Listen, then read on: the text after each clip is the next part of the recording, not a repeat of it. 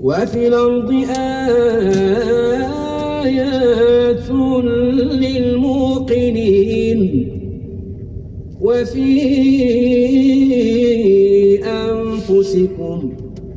أفلا تبصرون وفي السماء رزقكم وما توعدون فورب السماء والأرض إنه لحق مثل ما أنكم تنطقون هل أتاك حديث ضيف إبراهيم المكرمين إذ دخلوا عليه فقالوا سلاما قال سلام قوم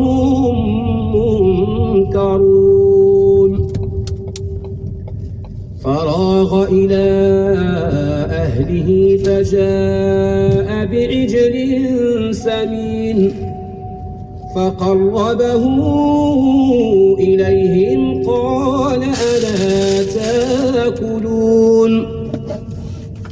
فأوجس منهم خيفة قالوا لا تخف وبشروه بغلام عليم فأقبلت امرأته في صرة فصكت وجهها وقالت عجوز عقيم قالوا كذلك قال ربك إنه هو الحكيم العليم صدق الله مولانا العظيم.